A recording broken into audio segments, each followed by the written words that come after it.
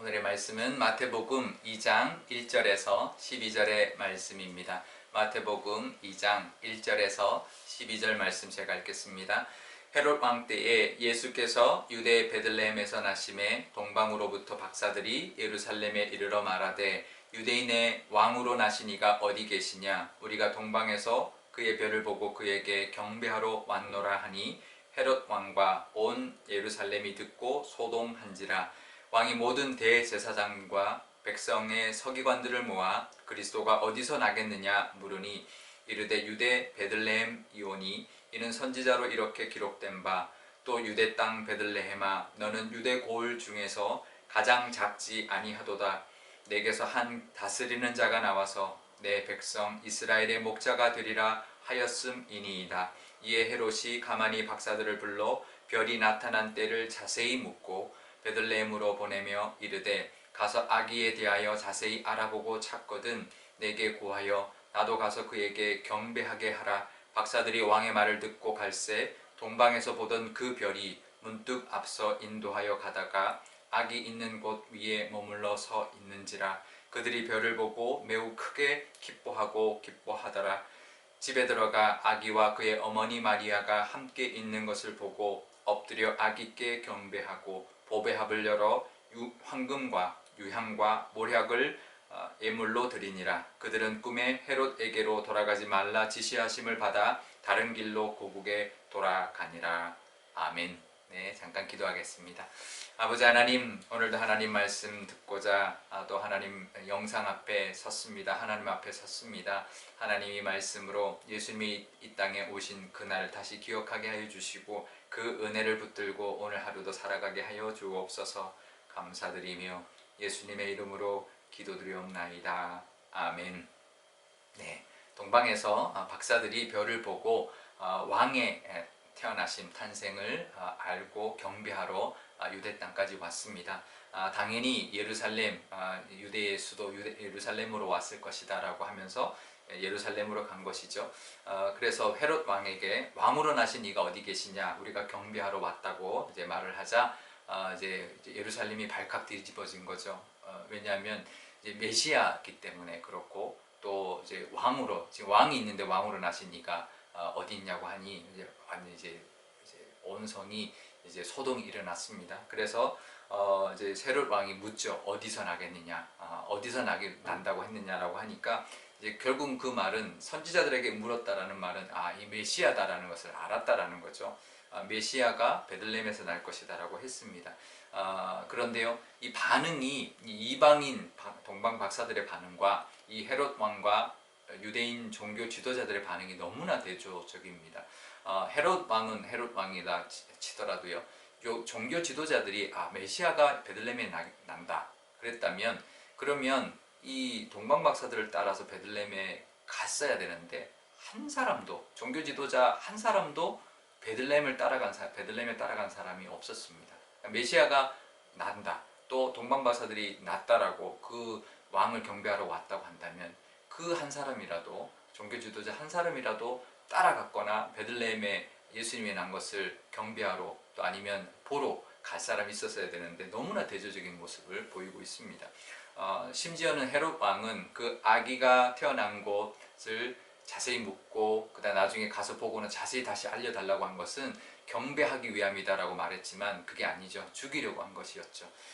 그렇게 권력이 눈먼 사람은 참 어리석게 살아갑니다. 하나님까지 대적하려고 하는 거죠.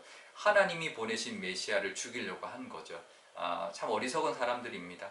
이렇게 살아가는 사람도 있죠. 세상의 어떤 권력을 탐하거나 그걸 넘어서 하나님의 영역까지, 하나님까지 대적하려는 사람들은 그 말로는 정말 비참할 수밖에 없습니다. 헤롯 왕도 그 말로는 비참했는데요.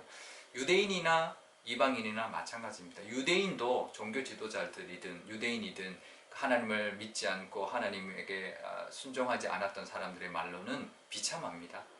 그 왕들을 보면 알죠. 남유다의 왕들을 보면 알죠. 하지만 느부갓네살 왕은 이방인 왕이었지만 만년에 하나님을 인정하고 그랬기 때문에 그의 말로는 그렇게 비참하지 않았죠. 하나님의 영광을 덧입고 이제 생을 마감했는데요. 우리가 이 살아가면서 하나님을 얼마나 의지하고 살아가느냐, 얼마나 경배하고 살아가느냐가 우리의 인생을 좌우하고 우리의 마지막을 하나님께서 주장하여 주십니다. 그러니까 우리가 하나님을 늘 인정하고 하나님을 따라 살아가는 그런 우리의 삶 되실 수 있기를 바랍니다. 늘 하나님의 그 다스리심, 하나님의 이끌어 주심을 늘 기억하며 살아가는 것 굉장히 중요한 우리의 모습일 것입니다. 아무리 이방인이어도 하나님을 인정하고 그 역사하심을 믿을 때 그 은혜를 누리게 되는데요. 이 동방박사들도 예수님을 만났습니다. 이방인으로 아기 예수님을 만났던 거죠. 정말 유대인들 중에서 예수님을 만난 건 목동들밖에 없고 정말 극소수였지만 이 이방인 동방박사들이 아기 예수님을 경배를 했고 또 밤에 꿈에 나타나서 이제 그 예루살렘을 가지 말고 다른 길로 가라라고 하는 그 영적인 체험까지 한 것이죠.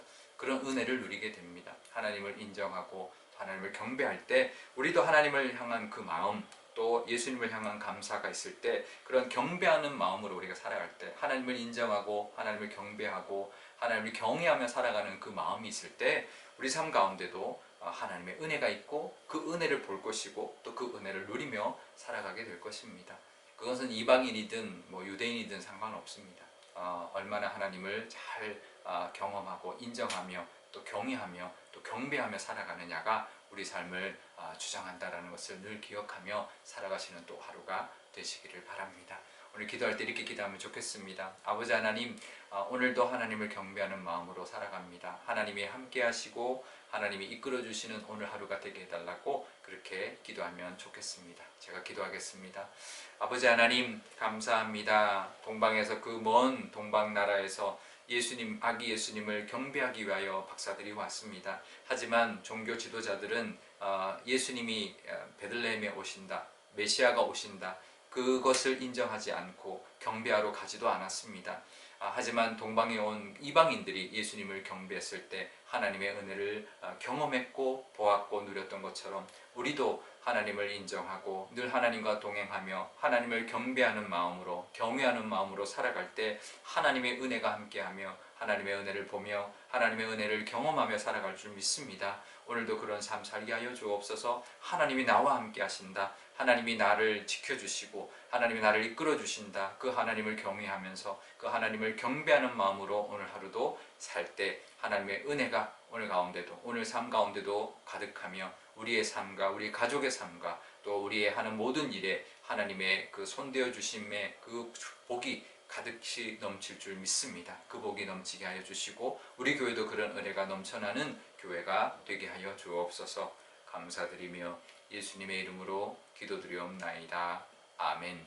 주기도문 하겠습니다. 하늘에 계신 우리 아버지, 아버지의 이름을 거룩하게 하시며 아버지의 나라가 오게 하시며 아버지의 뜻이 하늘에서와 같이 땅에서도 이루어지게 하소서. 오늘 우리에게 일용할 양식을 주시고 우리가 우리에게 잘못한 사람을 용서하여 준 것 같이 우리 죄를 용서하여 주시고 우리를 시험에 빠지지 않게 하시고 악에서 구하소서. 나라와 권능과 영광이 영원히 아버지의 것입니다. 아멘.